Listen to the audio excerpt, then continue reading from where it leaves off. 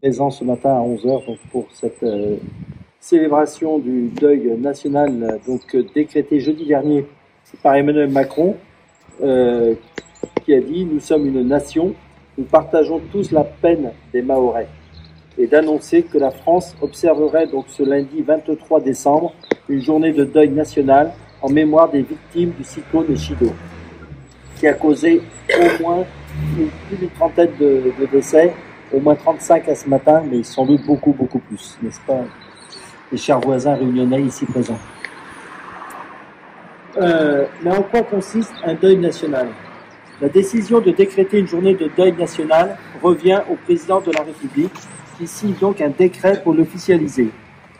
C'est en revanche au Premier ministre d'organiser les modalités de cette journée.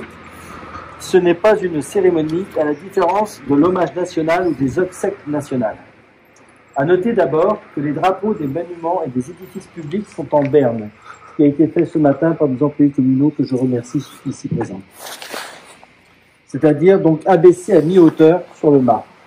Cela dit, les Français sont aussi invités à se recueillir à 11 heures pour respecter une minute de silence dans tous les services publics et en invitant la population à l'observer.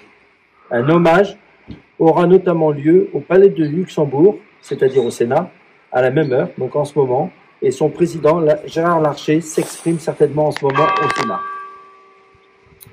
C'est seulement la 10e fois sous la Ve République que la France organise une telle journée. La journée de deuil national avait auparavant été réservée à la mort d'un président de la République. C'est ainsi le cas le 12 novembre 1970 pour celle du général de Gaulle, le 11 janvier 1996 pour le décès de François Mitterrand, le 30 septembre 2019 pour celui de Jacques Chirac, et enfin le 9 décembre 2020 pour le décès de Valéry Giscard d'Estaing. Le décret de deuil national a aussi été pris 4 fois pour rendre hommage aux victimes d'attentats terroristes. Ce fut le cas en 2001, après les attentats du 11 septembre, 2 fois malheureusement en 2015, après l'attaque de Charlie Hebdo et le 13 novembre. Et enfin en 2016, pour l'attentat de Nice le 14 juillet. Ce lundi 23 décembre, c'est en revanche la première fois qu'une journée de deuil national est décrétée pour des victimes de catastrophes climatiques sous la Ve République.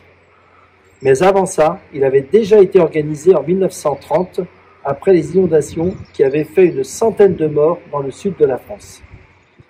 Nous sommes ici ce matin pour partager la situation dramatique vécue par nos compatriotes de Mayotte, comme vous avez pu le lire ou le voir dans différents reportages. C'est un territoire où vivent des populations dans des conditions d'habitat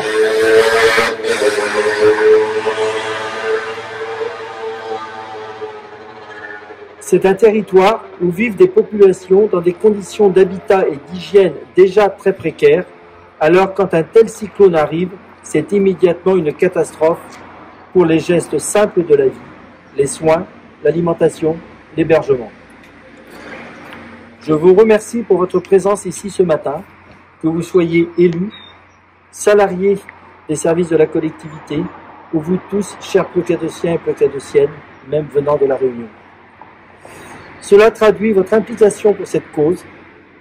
Donc, dans le prolongement de notre démarche de ce matin, je proposerai, lors de la prochaine réunion du conseil municipal, de prendre une délibération afin d'apporter un soutien financier de notre commune sur la base de 1 € par habitant pour aider à financer les actions humanitaires à Mayotte.